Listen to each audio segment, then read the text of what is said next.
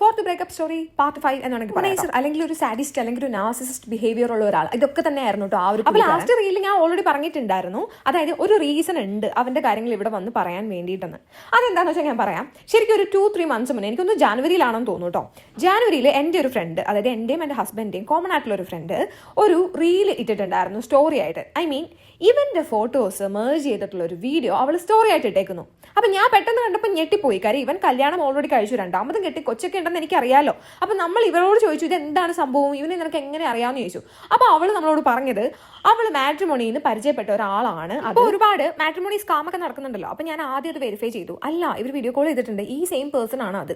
അപ്പൊ എനിക്ക് മനസ്സിലായി ഇവന്റെ പേരും ഐഡന്റിറ്റിയും കാര്യങ്ങളും എല്ലാം മാറ്റി വെച്ചിട്ട് സ്റ്റിൽ ഇങ്ങനെ പെമ്പിള്ളേരെ വലയിൽ വീഴ്ത്താൻ വേണ്ടിയിട്ട്. അപ്പൊ എന്റെ ഫ്രണ്ടിനോട് ചോദിച്ചപ്പോഴത്തേനും ഇവർ പരിചയപ്പെട്ട് കുറെ നാളായി, മിക്കപ്പോഴും ഒരു സംസാരിക്കുക എടുക്കുകയൊക്കെ ചെയ്യാറുണ്ടെന്ന് പറഞ്ഞു. എന്റെ ചോദ്യം, ഫസ്റ്റ് മാരേജ് ഫെയിലായി, സെക്കൻഡ് മാരേജ് കഴിച്ച് കുട്ടിയായിട്ട് സ്വസ്ഥമായിട്ട് ജീവിക്കുന്നു, കുട്ടിയും വൈഫായിട്ട്, എന്തിനു പിന്നെ അവൻ വീണ്ടും പ്രൊപ്പോസൽസ് നോക്കുന്നു എന്നുള്ളതാണ്. അപ്പോൾ അവൻ്റെ ലൈഫിൽ പ്രശ്നങ്ങളൊന്നും ഇല്ലാന്ന് അവൻ്റെ വൈഫിൻ്റെ പ്രൊഫൈൽ ഫോട്ടോ കണ്ടപ്പോഴത്തേക്കും എനിക്ക് മനസ്സിലായി. അപ്പോൾ എനിക്ക് മനസ്സിലായി ഇവൻ്റെ ഉദ്ദേശം എന്താണെന്ന് വെച്ചാൽ പെൺകുട്ടികളെ സ്റ്റിൽ അവൻ്റെ വലയിൽ വീഴ്ത്തുക, അവരെ ചീറ്റ് ചെയ്യുക, എന്നിട്ട് അവരെ എടുത്ത് കളയുക, അല്ലെങ്കിൽ അവരെ മെന്റലിയും ഫിസിക്കലിയൊക്കെ ടോർച്ചർ ചെയ്യുക, ഇതൊക്കെ തന്നെയാണ്. ഞാനങ്ങനെ അവൻ്റെ സകലമായ ഡീറ്റെയിൽസ് എൻ്റെ ഫ്രണ്ട് പറഞ്ഞു കൊടുത്തു കേട്ടോ. അങ്ങനെ അപ്പോൾ തന്നെ എൻ്റെ ഫ്രണ്ട് അവനോട് പോയി ചോദിച്ചു. അപ്പോൾ അവൻ വിത്തത്ത കളിക്കുന്നുണ്ടായിരുന്നു. അവനോട് പറഞ്ഞു നീ ഇതും എൻ്റെ ഫ്രണ്ടാണ്. അപ്പോൾ അവൻ ശരിക്കും ഒന്ന് കെട്ടി. പിന്നെ അവനൊന്നും പിന്നെ പറയാനില്ല. അവൻ ശരിക്കും പിന്നെ ഫ്ലാറ്റ് ആയി. അവൻ മറുപടിയായിട്ട് ഏറ്റവും കൂടുതൽ പറഞ്ഞത് എന്നെ കുറ്റം പറച്ചിലാണ് കേട്ടോ. ഞാൻ വെടക്കാണ്, ഞാൻ അതാണ് ഇതാണെന്നൊക്കെ പറഞ്ഞിട്ടാണ് അവൻ പറഞ്ഞത്. അപ്പൊ എന്റെ ഫ്രണ്ട് ചോദിച്ചു, പഴയ കാര്യങ്ങളല്ല പറയുന്നത്, താൻ തന്റെ പേര് സഹിതം മാറ്റി പറഞ്ഞിട്ട് എന്തിനാണ് ഇങ്ങനെ ഒരു പ്രൊഫൈലും കൊണ്ട് നടക്കുന്നത്, സ്റ്റിൽ മാരീഡ് ആണ്, കുട്ടിയൊക്കെ ഉണ്ട് എന്നുള്ളത് അവൾ ചോദിച്ചു. അങ്ങനെ തമ്മിൽ സംസാരമൊക്കെ ഉണ്ടായി. എനിക്ക് ഏറ്റവും കൂടുതൽ ഈ ഒരു കാര്യത്തിൽ സഹതാപം തോന്നുന്നത് അവനെ വിശ്വസിച്ച് കല്യാണം കഴിച്ച ആ ഒരു പെൺകുട്ടിയോടാണ്. കാര്യം അവന്റെ കുഞ്ഞിനെയും പ്രസവിച്ച് വീട്ടിൽ ഒതുങ്ങിക്കൂടി കഴിയുന്ന ഒരു കുട്ടിയാണത്. ഇവൻ നന്നാവാൻ ശ്രമിച്ചോ ഇല്ലയോ എന്ന് എനിക്കറിയില്ല. എന്തായാലും അവൻ നന്നായി. ഞാൻ ഈ ഒരു വീഡിയോ ഒക്കെ ചെയ്യുമ്പോഴത്തേനും ഇതിന്റെ കോൺസിക്വൻസസ് എന്തായാലും ഞാൻ അനുഭവിക്കേണ്ടി വരും കേട്ടോ.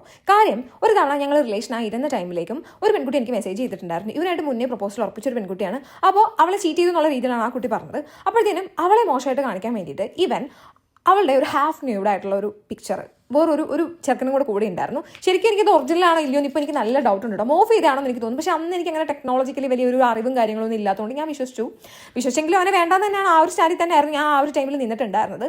സോ അതുപോലെ അവൻ എന്തെങ്കിലുമൊക്കെ കാണിച്ചു കൂട്ടാനുള്ള വഴികൾ നല്ല രീതിയിൽ ഞാൻ കാണുന്നുണ്ട്. എന്തൊക്കെ കാണിച്ചു കൂട്ടിയാലും എനിക്കൊരു പുല്ലുമില്ല എന്നാണ് എനിക്ക് പറയാനുള്ളത്. അവന്റെ പ്രൊപ്പോസലായിട്ട് മുന്നോട്ട് പോയി അവനെ കല്യാണം കഴിച്ചിരുന്നെങ്കിൽ എൻ്റെ ഗതി അധോഗതിയായിരുന്നു. നിങ്ങളൊന്ന് ആലോചിച്ച് നോക്കെ. അപ്പോൾ ഇതുപോലുള്ള ആരെങ്കിലും ലൈഫിൽ ഉണ്ടെന്നുണ്ടെങ്കിൽ പാടെ അവരെ എടുത്ത് കളഞ്ഞുകൊള്ളുക. അവർ നിങ്ങളെ ഭീഷണിപ്പെടുത്തുമായിരിക്കും. പക്ഷെ അതൊന്നും മൈൻഡ് ചെയ്യാനേ നിൽക്കണ്ട.